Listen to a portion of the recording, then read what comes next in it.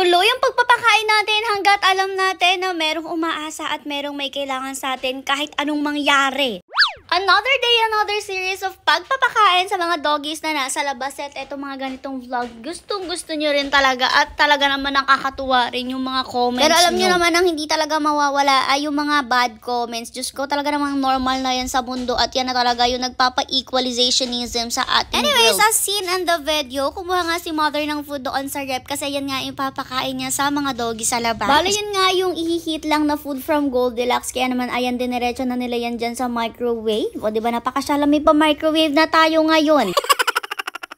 Habang iniikot nga ni microwave yung pagkain doon at iniinit niya, tayo naman naghanda na nga ng ipapakain sa mga doggies dito. Una na nga tayong kumuha ng dog food ngayon, top breed yung gamit natin sa kanila. Napanood nyo naman yan sa previous video natin at tingnan nyo naman naghihingalo na yung isang sako. Mabilis naman kasi talaga sa dog food since marami na talaga tayong pinakakain na twice. Adi rin nga tayo nagpapakain dito sa mga doggies sa labas. Kaya naman mayat maya rin talaga ang bili natin. Kaya naman ayan, for the go, pakain lang tayo kahit wala na tayong pambiling dog food ay go kayod lang. Maya-maya pa ito si mother naman nagupit-gupit na nitong kanilang microwave na ulam. Bali, ginugupit-gupit niya nga yan para mas maliliit nga yung ulam at syempre mas kumalat rin nga siya doon sa pagkain na gagawin niya for today. Loko rin nga ang cameraman natin ngayon kasi tingnan nyo talagang tinutok pa niya kay mother. Halos patulo na rin kasi talaga yung pawis ni mother dyan kakagawa ng food.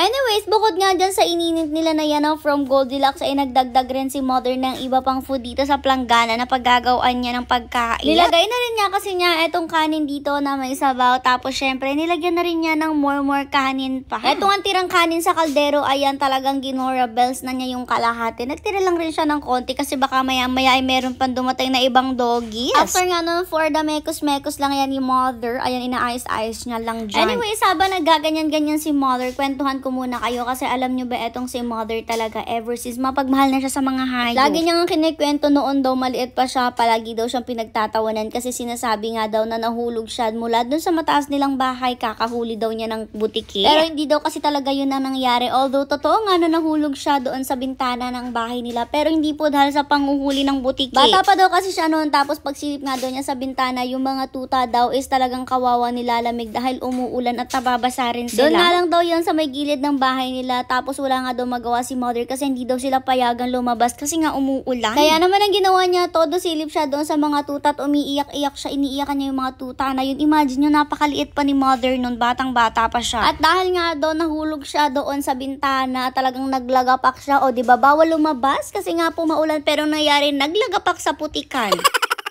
O diba ganun po katindi ang pagmamahal ni mother sa mga animals, hindi lang po sa mga aso, hindi lang sa mga pusa, sa lahat ng animals in general. Kaya nga kinikwento ko sa inyo noon, alam nyo ba itong si mother pinapagalitan kami kapag may nakikita kami ng mga patay na butike. Or pag minsan nga po yung mga butike natatanggalan ng pinakabuntot, since alam nyo napuputol yung buntot ng butike, ay talagang kami yung pinagagalitan ni mother dyan. Ayun na, ayun talaga niya makakita ng mga nasasaktan or namamatay na hayop kasi nga po parang nafe-feel niya din yung sakit na yun. Actually, nung mga bata pa kami, alam nyo ba, hindi rin kami talaga masyadong maalaga sa mga hayop. Kasi kami talaga bata pa at wala pa talaga kaming alam. Kumbaga wala pa kaming intindi. Pero habang lumalaki kami, nakikita namin si mother kung paano nga siya magmahal sa mga hayop. At dahil nga doon, talagang natuto rin kami at nakuha rin nga namin yun sa kanya. Although ever since, malambot naman na talaga ang puso namin para sa mga hayop. Pero yung pagiging responsible, mapagbigay, mabait, at may care ni mother sa mga hayop, yun nakuha namin din sa kanya habang lumalaki kami. Alam nyo ba, kahit yung mga videos sa Facebook ng mga wild animals na nag-aaway, let's say for example, yung mga tiger na nangangain ng mga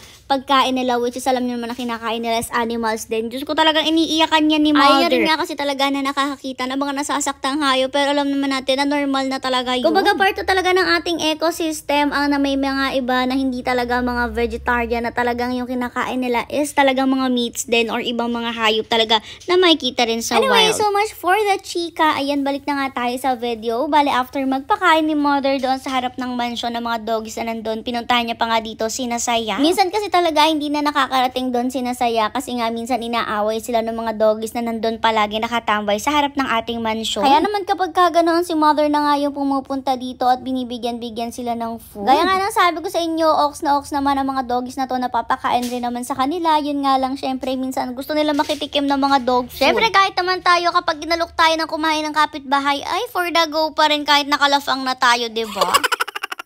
Anyways, after ni Mother pagbibigyan ng mga doggies dyan, nag-ala Spider-Man na naman siya dito sa likod ni McQueen. Kung napanood nyo nga yung previous video natin, sabi ko alam nyo na kung saan tayo pupunta ngayon. Dito na nga tayo sa mga doggies na to, at kung maaalala nyo nung last time na pinakita namin sila sa inyo ay nakakulong nga sila. Pero lately nga, pinakakawala na talaga sila ng kanilang amo, at ayan, medyo tinanggalan rin nga ni Mother ng damo-damo yung paglalagyan niya ng food since wala nga tayong dalang pakainan. Nung lumapit nga si Mother, nagsilapitan na rin yung mga doggies, at feel ko alam na nga nila na chichibog na sila, kaya naman ayan, nagtumpukan na talaga sila dyan. For the chibog-chibog na nga sila dyan, kaya naman dinamihan rin talaga ni Mother yung lagay ng pagkain para nga ma-make sure na busog silang lahat since medyo marami rin nga talaga sila dito. At ayan nga, hindi na sila magkanda o gaga, at guys, ito talaga yung reason kung bakit hindi rin tayo tumigil pagpapakain sa mga doggies kahit nga na nabarangay na tayo dahil dito. Kasi guys, may ibang mga tao na nami-misinterpret yung ating papapakain sa mga doggies. Gusto lang rin naman natin na makatulong sa mga asong to talaga. At para sa atin, ito na nga yung way natin para mag-give back sa lahat ng mga blessings na natatanggap natin. Dito natin i-give back sa mga doggies na wala namang kaalam-alam sa mundo. Kumbaga may mga doggies kasi talaga, hindi naman lahat, pero may ilang mga doggies na nakaka-experience kasi talaga ng hindi magandang gawain mula sa mga tao. Gusto man natin tumulong sa lahat, ang realities hindi talaga natin kakayanin. Kaya naman talagang kung ano lang yung kaya natin, yun lang pilit natin ginagawa, which is ang magpakain sa mga doggies rin. At kapag may mga sakit sila, tinatry rin natin na tulungan sila. At dito na rin nga talaga tayo sumasaya, lalong-lalo na nga si Mother. Diyos ko, hindi talaga yun makakatulog hanggat alam niya na hindi pa napapakain ng mga doggies sa labas. At itong mga videos namin, mag-serve sana to as inspiration to everyone na hindi natin kailangan maging mayaman at hindi natin kailangan magkaroon ng sobra-sobra para makatulong tayo. Naalala ko nga, may nagsabi nito, kung di ako nagkakamali, si Rihanna, if you have a penny, then there's plenty to share. Anyways, ito na nga yung huling pupuntahan na batch ng doggies ni Mother dito sa bahay na to. Bale sila nga po, napakabait rin nila dito at talagang pinapayagan nila tayo na bigyan ng pagkain na itong mga doggies nila. Nakakatuwa nga kasi this time meron din ng pusa dito na nakilafang na rin. Hindi ko rin talaga alam kung taga saan siya kasi ngayon lang talaga natin siya nakita dito. At nakikain na rin nga siya. At in fairness, ang babait rin ng mga doggies na to sa mga pusa. Di rin nga talaga sila magkaintindihan kung saan sila kukuha dyan at pupunta. Kada lagay ni Mother, pinupuntahan talaga nila. At ayan, for the lafang na rin naman sila. Pauwi naman, ayan, nag-ala Spider-Man na naman si Mother. Sabi ko nga, bakit ba hindi talaga yan pumasok sa loob, nakakaloka?